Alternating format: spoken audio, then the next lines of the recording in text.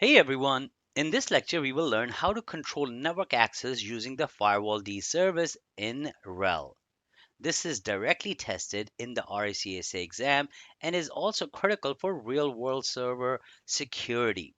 You will need to know how to allow or block services and ports, apply changes permanently, and confirm them properly.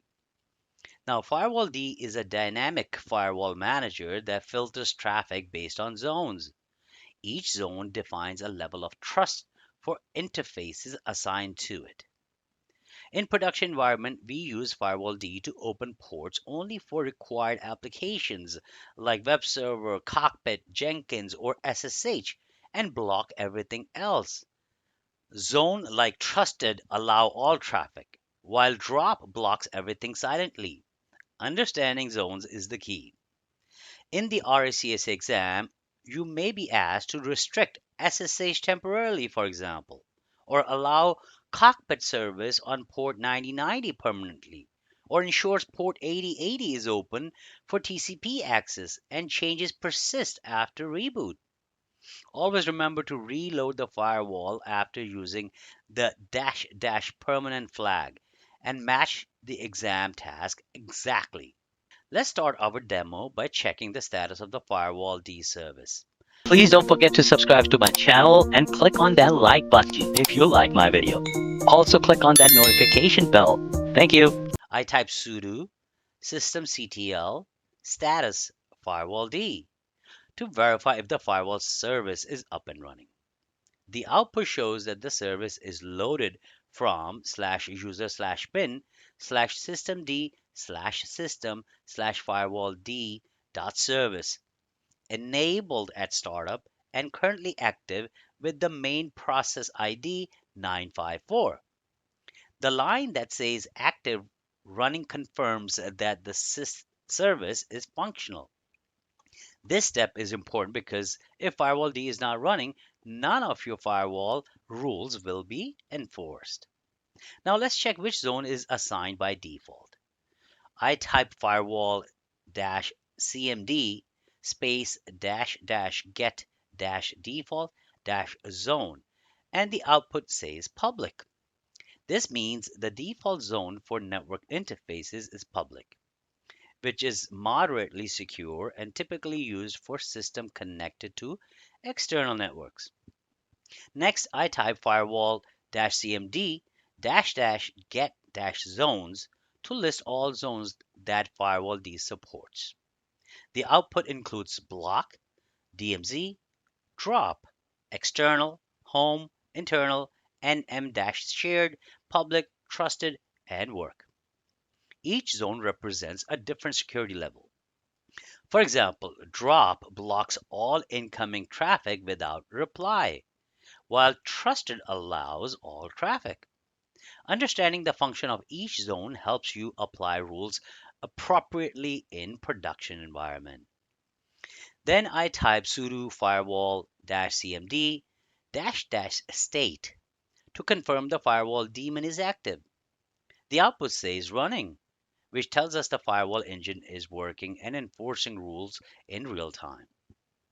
To view complete details of the current zone configuration, I type sudo firewall-cmd command with dash dash list dash all option.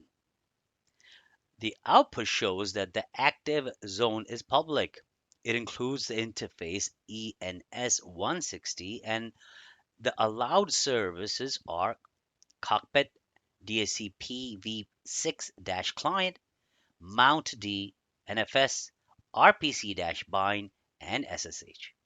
This also confirms that no custom ports are added yet, and services like Cockpit and SSH are allowed. Now I begin modifying the rules.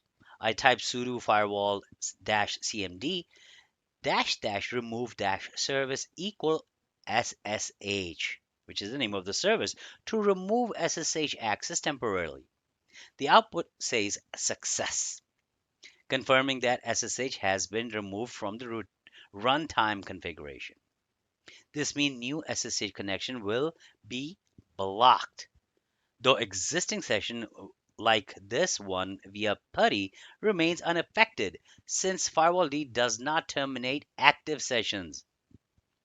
Now, to allow cockpit service temporarily, I type sudo firewall-cmd dash dash add dash service equal the service name, and in this case is cockpit. Cockpit is a web-based management interface that runs on port 9090. The output warns that the cockpit is already enabled, but still says success, meaning the rule is accepted for runtime. To make cockpit access permanent, we'll type sudo firewall-cmd add service equal cockpit permanent. This appends the cockpit rule to the permanent configuration so it will persist after reboot. The output again shows success with a warning that cockpit is already present. Next, I demonstrate how to allow a custom port.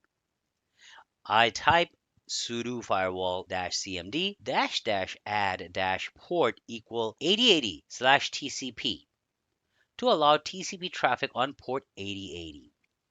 Let's understand what a port is. A port is a virtual connection point where network services listen for incoming traffic. Each service listens on a specific port number. For example, SSH uses port 22, right?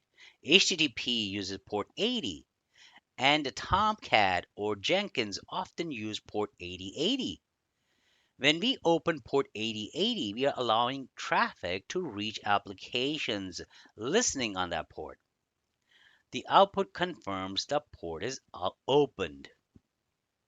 To make the port rule permanent, we'll type sudo firewall-cmd add port equal 8080/TCP. Now, what flag are we going to put in here? Permanent. Yep. This ensures the rule survives across reboots. The success message confirms is added. To confirm all changes so far, we run sudo firewall-cmd list all. The output now includes port 8080 TCP under ports and shows that cockpit is allowed, but SSH is not. This tells us our runtime configuration has been updated. Now I demonstrate how to remove these permissions.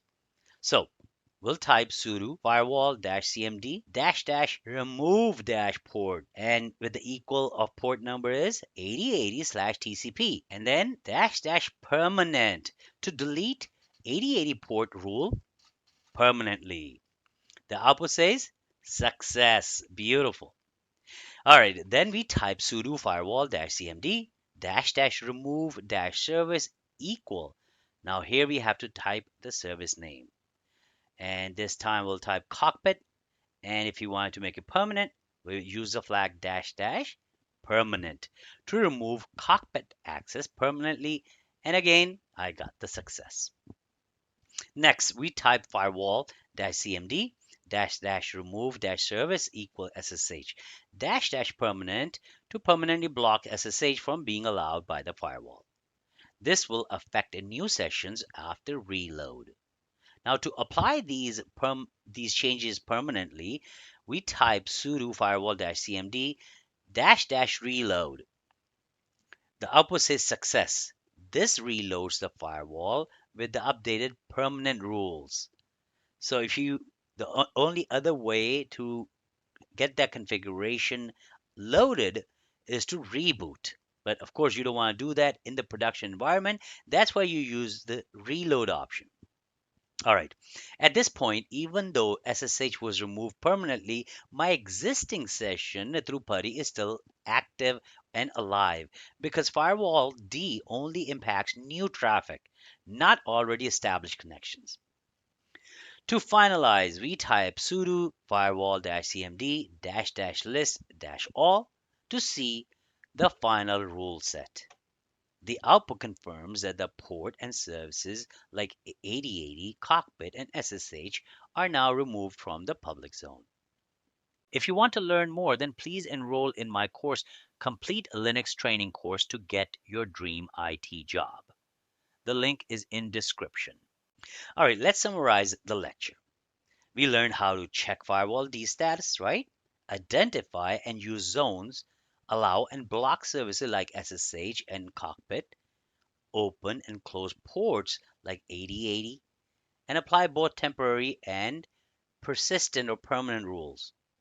We also discussed how ports work and why reloading is necessary after dash dash permanent rules. These tasks are critical for the RHCSA exam and in real world server hardening. All right, folks, I'll see you in the next lecture.